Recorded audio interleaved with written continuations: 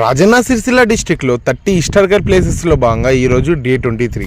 మనం ఈ రోజు మన ఫాలోవర్స్ చాలా మంది అడిగిన ప్లేస్ వచ్చేసి భీముని మల్లారెడ్డిపేటలో ఉన్నటువంటి వీరాంజనేయ దేవస్థానానికి అయితే వెళ్ళబోతున్నాం. ఈ ఆలయం అనేది 2 అంతస్తులో కనిపించబోతుంది.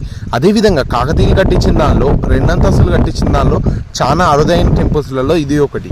ఆలయ చరిత్ర విషయానికి వచ్చినట్టయితే పూర్వం ఈ ప్రాంతంలో ఉన్నటువంటి ఈ ఆలయానికి నైవేద్యం పెట్టగా ఆ నైవేద్యం అనేది మరుసటి రోజే వ్యర్థంగా మారేదట. అసలు ఏం జరుగుతుందని గ్రామస్తులకు చాలా మంది భయపడడం వల్ల ఈ గ్రామంలో ఉన్నటువంటి 6గురు ఈ రోజు నైట్ ఇక్కడనే స్టే చేద్దామని ఫిక్స్ అయ్యారు. అందరూ పడుకున్న తర్వాత వారందరికీ హనుమంతుడు కల్లోకి వచ్చి మీరు కచ్చరం వేసుకొని వెళ్ళి మీరు ఎక్కడైతే కచ్చరం ఆగిపోతుందో అక్కడ తవ్వితే నా విగ్రహం దొరుకుతుంది అని చెప్పడం జరిగింది. అదేవిధంగా వాళ్ళు కచ్చరం వేసుకొని వెళ్ళి అక్కడ తవ్వగా విగ్రహం అయితే దొరికింది. ఆ విగ్రహాన్ని తీసుకొచ్చి ఇక్కడ ప్రదర్శించడం జరిగింది. అదేవిధంగా పాండవుల వనవాస సమయంలో వారు ఇక్కడికి వచ్చినట్టు ఆధారాలు కూడా ఉండడం జరిగింది. దీనికి సంబంధించి ఫుల్ వీడియో మన సిరిసిల్ల పేజ్ లో ఉండడం